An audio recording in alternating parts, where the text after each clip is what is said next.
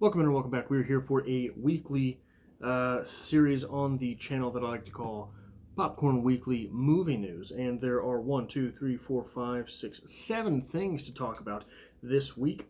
The first of which is that the Batman has resumed filming in the UK, and Andy Serkis is on the record as saying this will be a darker take on Batman, which everyone can get behind. But there is another quote that has been making the rounds about this film. And it comes to us from the actor who plays Batman.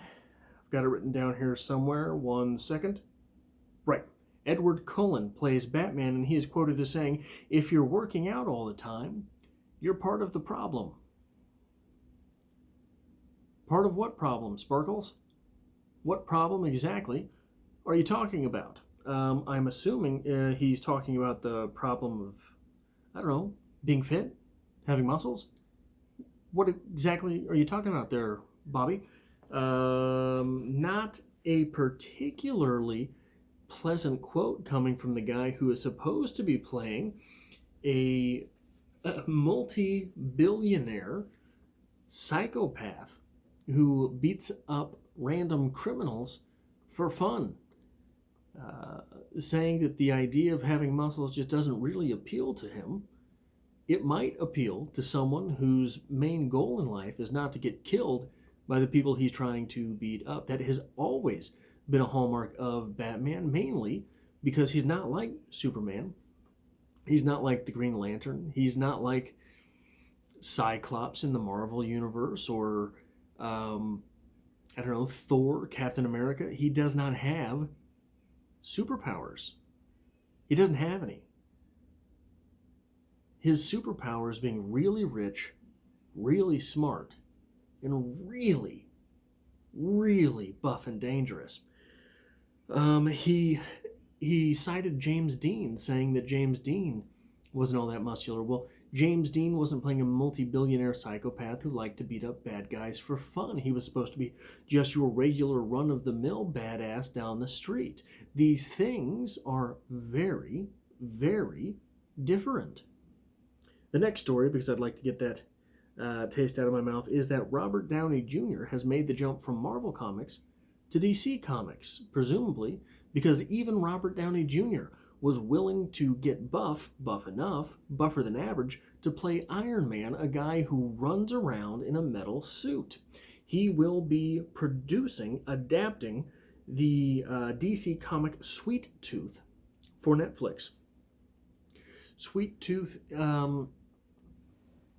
is a comic about a half-boy, half-deer in a post-apocalyptic rural setting, and apparently the half-boy, half-deer part is not all that abnormal. Apparently there are many half-breeds running around, people who are half-animal, and this sounds to me like something that would be right up Robert Downey Jr.'s alley, something that is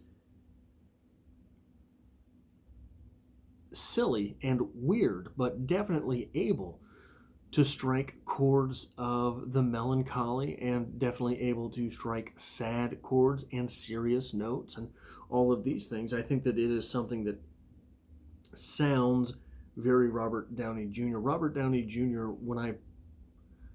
when you take in the palette of Robert Downey Jr., it makes you think of something very George Saunders-esque. George Saunders being the short story writer and the author of Lincoln in the Bardo, which I can never remember the name of because I have not read, because it's just too weird.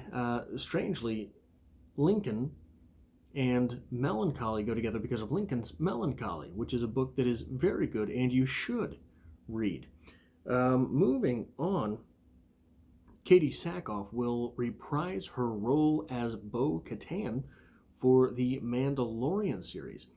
This is a piece of news that does not necessarily mean a whole lot to me, as I am not, and never have been, a Star Wars guy, but it seems to be something that is taking the fandom by storm, something that fans are seeming to really get behind, and it goes to show,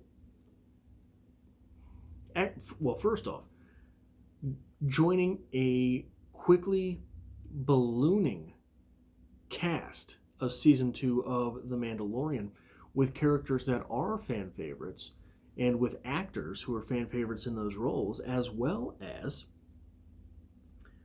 what we have to presume is the return of characters that The Mandalorian has already made popular. Baby Yoda, Carl Weathers, I don't remember his character's name, Gina Carano, I don't remember her character's name, but all of these characters, Bill Burr probably, I don't remember his character's name, all of these characters that were fan favorites from the first season will be joining characters that are already fan favorites from before The Mandalorian. So one has to wonder if season 2 will be basically a reclamation project for the hearts of Star Wars fans, or if the series is going to continue to try to balloon the Star Wars universe, try to continue pushing out characters that are popular. It seems the show is good at doing that. It seems Favreau and Filoni are good at creating characters that are well received. So why throw old fan favorites into the mix as well? Is this to take the place of the new fan favorites? Obviously, Giancarlo Esposito will be back, but what is that going to mean? Are all of these characters going to be simply in the pursuit of him? And will bo-katan serve as the sort of chaperone into the Obi-Wan series, as apparently bo-katan is the only woman Obi-Wan ever loved? So it will be interesting to see if that provides a bridge to the other series. The next thing that is worth noting, I think, from this past week, Unhinged, the Russell Crowe biopic, will be released on July 1st, 2020. And it's going to be, as far as I can tell, the first movie back in theaters. And it will have its spot for quite some time as the only new movie in theaters. One has to imagine that theaters will reopen with old favorites, possibly the Avengers movies, the Marvel movies in general, the Marvel Cinematic Universe, maybe even the Star Wars movies if you're interested and lucky. But then you get the story of Russell Crowe's life. And it will be interesting for me to take note of whether or not this is when movies start to reclaim some spot in the theaters. Movies that have been pushed out for comic book movies or horror films that have had a resurgence of late. It will be interesting to see if this movie, being the only new thing out, people decide to say, hey, I'd love to see Russell Crowe play Russell Crowe for an hour and a half, and buy that ticket, and it becomes sort of the fever breaking, if that makes any sense, to people wanting to go back to the theaters to see regular cinema other than sci-fi type stories. Also, Rob Liefeld will not shut the hell up. He is quoted as saying he is the co-creator of Deadpool. He has said recently that he does believe Hugh Jackman will return as Wolverine. I'm not sure. I think that it would be awesome if, because Deadpool is technically in the Marvel Universe, now maybe, and this is after the Multiverse of Madness that will be Doctor Strange's movie.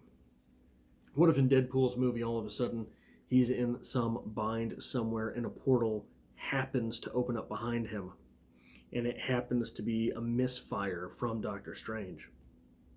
Deadpool jumps into another universe where he is immediately face to face with Hugh Jackman's Wolverine, but in full X-Men regalia, which will be the only time we ever see Hugh Jackman in the Wolverine uniform, and it doesn't need any explanation.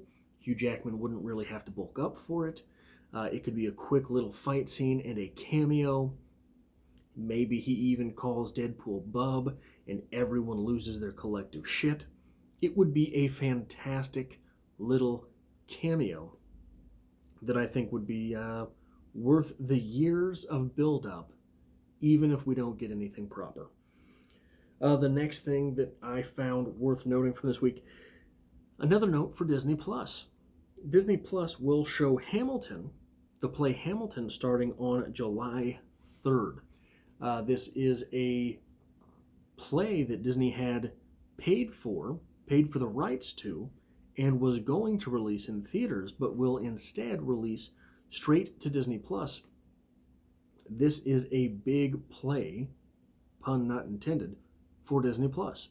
Exclusive rights to something that has been as influential and as widely beloved as Hamilton is something that will be another feather in the cap for Disney Plus.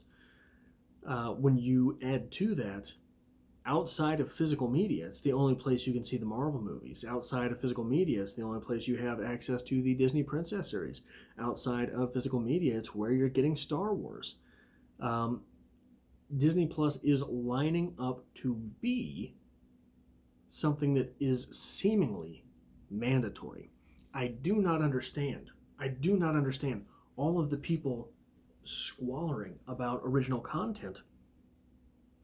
I mean, I sort of understand that they want original stuff and they don't feel they're getting their money's worth. Go ahead and go out and try to rent the Marvel movies. See how much money you spend.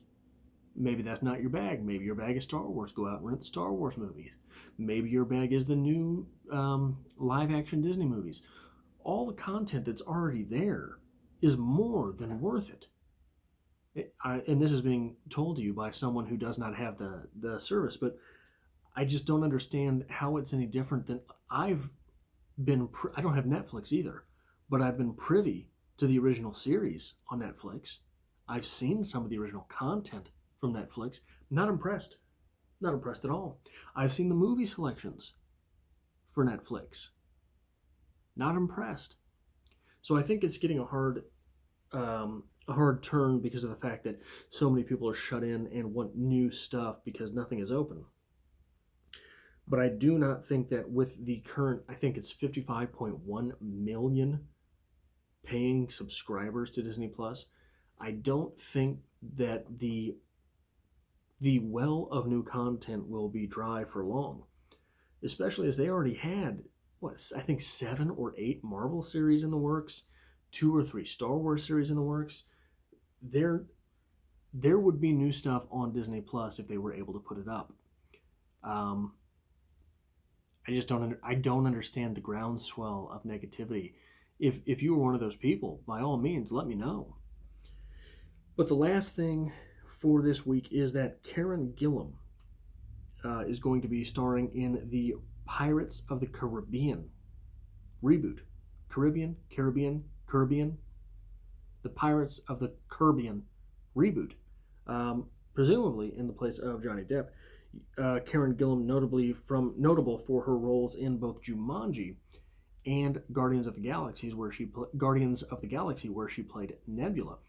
I have to believe that this role, if she is taking the place of Johnny Depp, will be closer, ironically, to Nebula, who was not in a comedy, than her role in Jumanji, which was a comedy, because I think the palette, if I can use that term again, in which Nebula roams is very comparable to the character that Johnny Depp played in Pirates of the Caribbean, because he was sort of unwittingly funny. And that's oftentimes what we get from Nebula as well. That is all of the stories that I have this week. I hope to see you back next week for Popcorn Weekly Movie News.